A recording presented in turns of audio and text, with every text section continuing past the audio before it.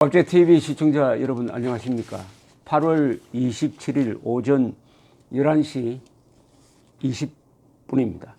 문재인 대통령은 지난 25일 더불어민주당 전당대회 영상 축사에서 우리는 올바른 경제정책 기조로 가고 있다. 취업자 수와 고용률, 상용근로자 증가, 고용원 있는 자영업자의 증가 등 전체적으로 보면은 고용의 양과 질이 개선되었다. 성장률도 지난 정부보다 나아졌고 전반적인 가계 소득도 높아졌다. 올 상반기 수출도 사상 최고를 기록했다고 설명했습니다. 취업자 수, 고용률, 상용근로자 수, 고용원 있는 자영업자 수가 늘었다. 그러니까 지금 저소득층 소득은 떨어지고 고소득층은 늘고 있어서 양극화가 오히려 심화되고 있다 하는 데 대해서 다른 방면으로 자기들한테 유리한 수치를 들고 변호를 하고 있습니다. 경제가 잘 되고 있고 지금 추진하고 있는 소득주도 경제 성장 정책, 처음 만들어진 경제학 용어에 일찍 없던 용어가 새로 등장을 했는데 계속 밀어붙이겠다 이런 이야기인데, 그러면 이게 맞는지 이거 하나하나 따져보면 됩니다. 이건 수치의 문제니까요. 수학의 문제니까 이것은 뭐 왜곡해도 곧 발각이 되니까 누구 수치가 맞느냐를 한번 따져보고 있기로 하겠습니다. 첫째, 취업자 수가 늘었다. 취업자 수가 늘었다는 겁니다. 물론 취업자 수는 늡니다. 인구가 이 노동 가능 인구가 늘어나니까요. 취업자 수는 과거 통계를 보면은 당연하게 매월 늡니다. 문제는 어느 정도 느느냐죠. 어느 정도 느느냐죠. 지난해 우선 작년 한번 봅시다. 작년에는 월 평균 31만 명의 취업자가 늘었습니다. 31만 명. 이전 5년 동안 박근혜 정권 포함해서 정권 시절 포함하면은 25만 명에서 45만 명 정도가 1년 전보다 늘어납니다. 그러니까 연간 한 3, 40만 명의 취업자 수가 늡니다. 느는 것은 당연한 거예요. 문제는 얼마나 느느냐는 겁니다. 얼마나 느느냐. 그런데 올해부터 비상이 걸렸습니다. 2월부터 3, 40만 명 늘던 것이 10만 명대로 줄어들어 버렸습니다. 7월에는 5천 명이 되었습니다. 5천 명. 이게 충격적이라는 거죠. 느는 것은 사람이 나이를 먹는 것처럼 너무나 자연현상인데 갑자기 3, 40만 명 늘던 것이 5천 명으로 줄었단 말입니다. 5천 명으로 줄었으니까 이게 충격이라는 이런 뜻입니다. 그러니까 취업자 수가 늘었으니까 경제 잘 되고 있다고 하는 것은 나이가 한 살 먹었으니까 잘 큰다라고 하는 거하고 마찬가지입니다. 과거의 예를 보면 이렇습니다. 글로벌 금융위기의 후유증이 이어지고 있던 2010년 1월에 취업자 수가 10,000명 감소한 적이 있습니다. 그 이후에 8년 6개월 만에 최악 수준입니다. 5,000명밖에 늘지 않은 것은, 문제는 2010년은 금융위기가 계속되고 있었지만은 지금은 호황이 계속되고 있다는 겁니다. 호황이 계속되고 있는데 이렇게 엄청나게 일자리 수가 늘던 것이 줄었다. 그런데도 대통령은 취업자 수가 늘었다고 합니다. 는 것은 사실이죠. 그러나 느는 폭이 문제죠. 7월의 충격적인 이 취업자 수가 발표되었을 때 청와대 및 여권 인사들은 인구 탓을 했습니다. 그러나 생산 가능 인구의 감소를 감안하더라도 경제 성장 등을 고려하면은 월 20만 명 이상은 늘어야 한다. 20만 명 이상은 늘어야 한다는 게 전문가들의 분석입니다. 장하성 청와대 정책실장도 지난 22일 국회에서 월 10만 내지 15만 명이 늘면은 정상적 취업자 증가다 했는데 5천 명밖에 안 됐다 이겁니다. 그러니까 문재인 대통령의 그 변명은 수치로 증명이 되지 않는다는 거죠.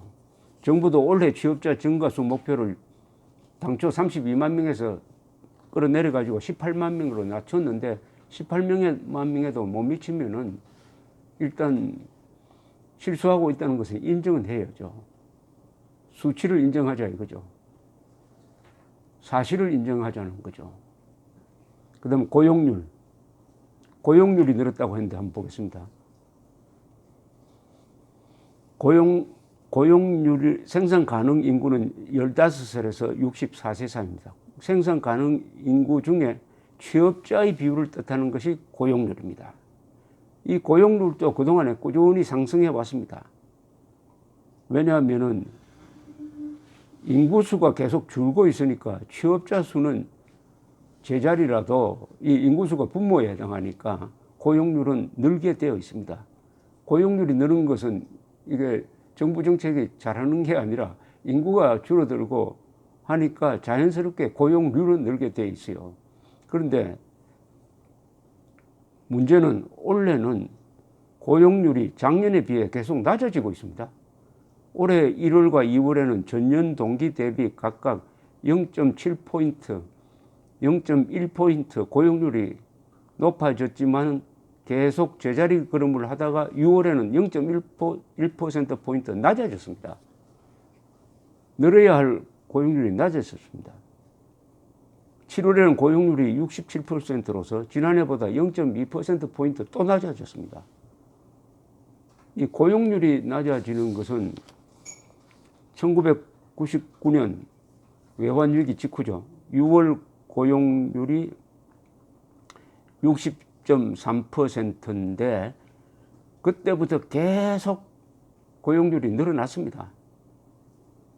다만 2009년 글로벌 금융위기 당시 월별 고용률이 몇 차례 떨어졌습니다. 그러나 2010년 이후에는 5번을 제외하고는 월별 고용률이 계속 오르거나 전년 수준을 유지했습니다.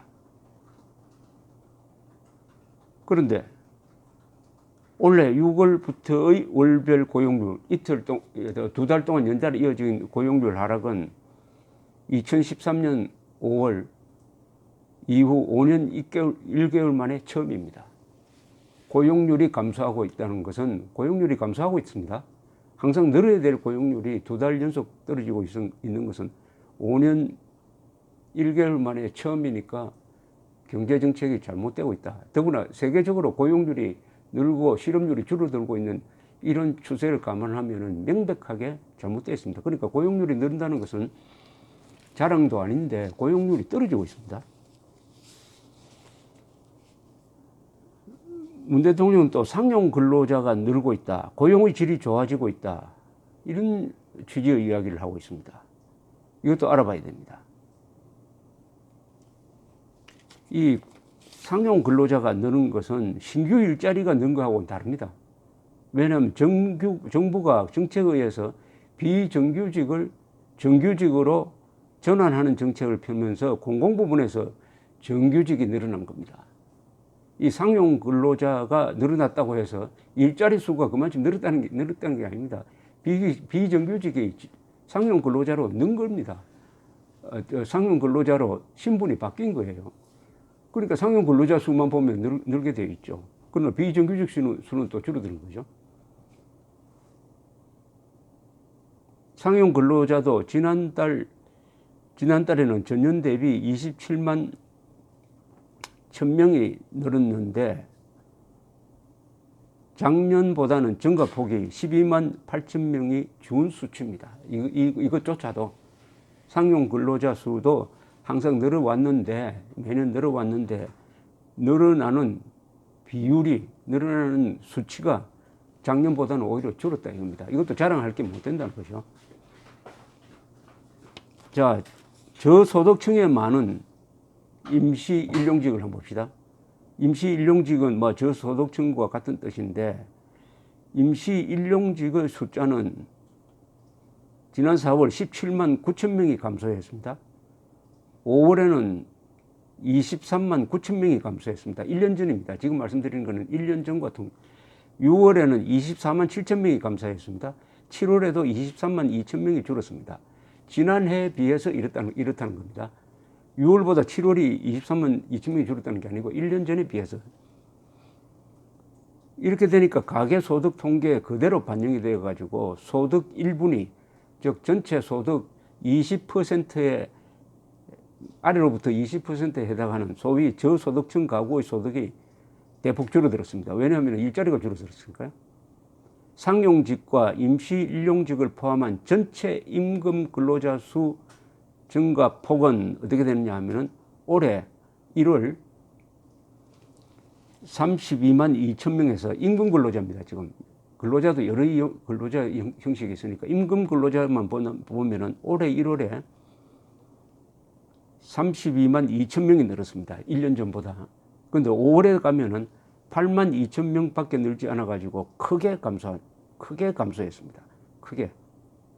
지난달에는 4만 명 증가하는 데 그쳤습니다.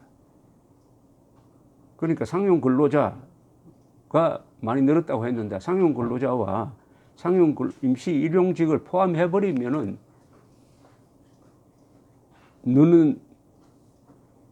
늘어가는 수치가 대폭 줄어들어 버렸다. 이런 이야기죠. 30만 명 정도 늘어야 되는데 지금 4만 명밖에 늘지 않았다. 이것도 문재인 대통령의 주장과는 수치가 맞지 않습니다. 고용원 있는 자영업자의 증가를 또 이렇게 자랑합니다. 고용원 자영업자인데 혼자서 자영업하는 사람 말고, 그러니까 사람을 데리는 사람 말이죠. 사람을 데려서 쓰는 그런 자영업자가 늘었다. 이것도 고용이 좋아진 거 아니냐, 이런 이야기입니다.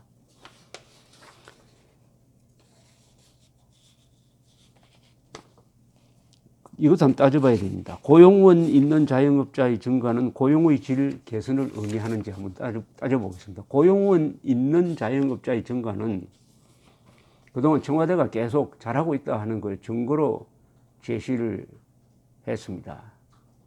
고용원 없는 자영업자가 줄어드는 속도보다 빠르게 고용원 있는 자영업자가 증가한다면은 종업원을 두지 않았던 자영업자가 고용원을 채용하기 시작했다고 해석할 수 있습니다.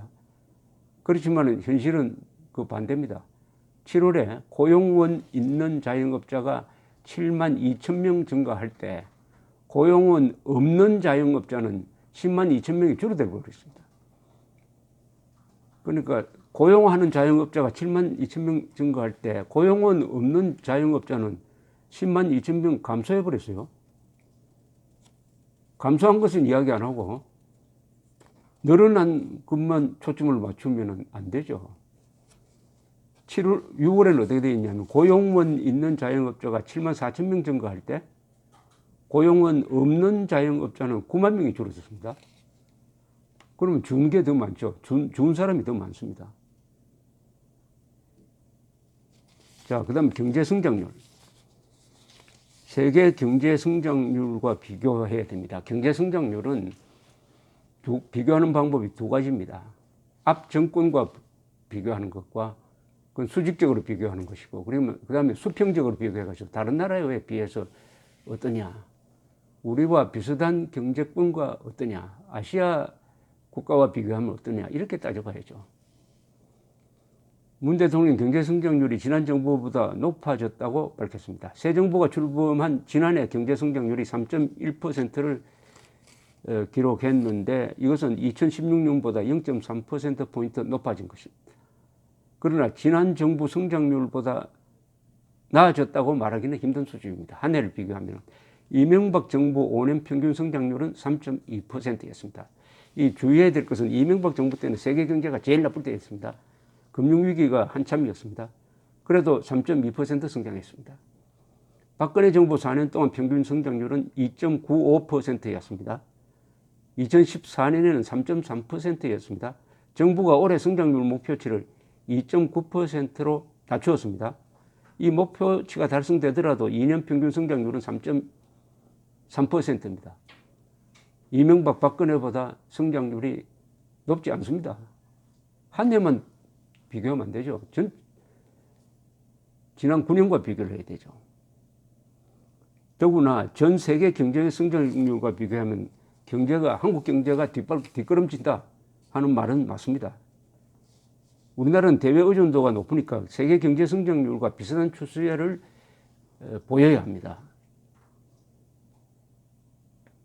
기획재정부의 경제 전망을 보면은 올해 우리 경제는 2.9% 성장할 것으로 예상됩니다.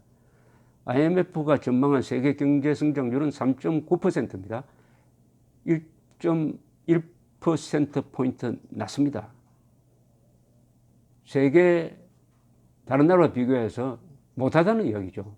싱가포르, 대만, 중국, 인도 등 아시아 주요 국가들 중에서 한국은 성장률이 현재 가장 낮습니다. 가장 낮습니다. 전 정권보다 나아졌다. 사실이 아닙니다.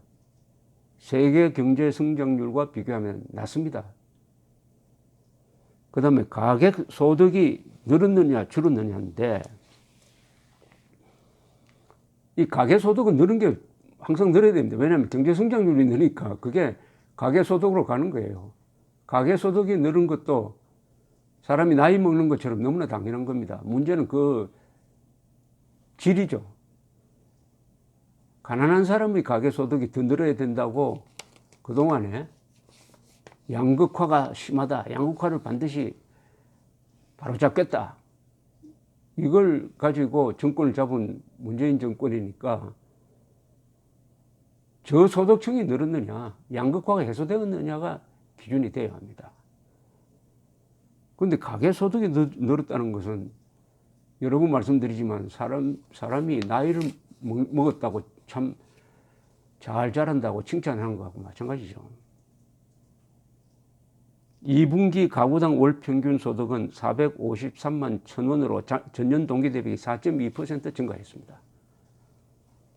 그러나 소득 수준별로 보면 이야기가 달라집니다. 소득 최하위 20%의 소득은 7.6% 줄었습니다. 지난 1분기 8% 감소한 데 이어 또 줄어든 겁니다. 1년 전에 비해서 7.6% 줄었다는 이야기입니다. 하위 20 내지 40% 역시 2분기에도 2.1% 감소했습니다. 그러니까 소득으로 쭉 층위를 매기면은 아래 40%는 줄었다 이야기죠. 그런데 전체 가계소득이 증가한 것은 소득 4분위와 5분위, 그러니까 고소득층이 각각 4.9%, 10.3% 늘면서 전체 소득이 는 것으로 나온 겁니다. 즉 저소득층은 줄어들고 고소득층은 느니까 전체로 보면은 는 것처럼 나왔습니다. 또 는 것 자체가 경제 성장률이 뭐 3% 되니까 그만큼 는 거예요. 문제는 소득의 배분이 불균형해졌다, 불평등해졌다는 겁니다. 불평등해졌다. 자, 이렇게 이야기를 하면은 뭐 문재인 대통령이 경제가 잘 되고 있다는 게 중요한 수치를 제시했는데 다 사실과 다릅니다. 다 사실과 달라요. 수치 중에서 유리한 것만 뽑아서 설명을 했는데 그것도 공평하게 수치를 분석해가지고 종합적으로 보여주지 않고 유리한 부분만 딱 떼가지고 요걸 사실 왜곡이라고 그러죠. 왜곡한 겁니다. 왜곡. 황수경 통계청장이 지난 주말에 갑자기 바뀌어졌습니다.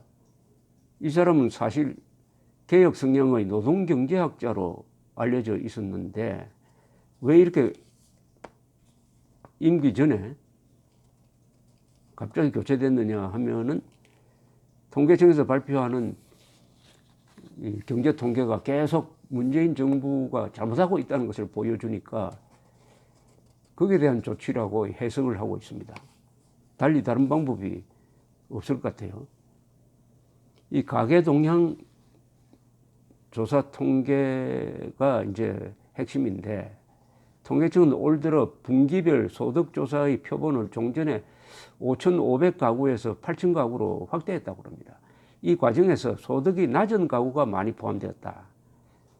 그래서 계속 소득이 저소득층 소득이 떨어지는 것으로 나온다.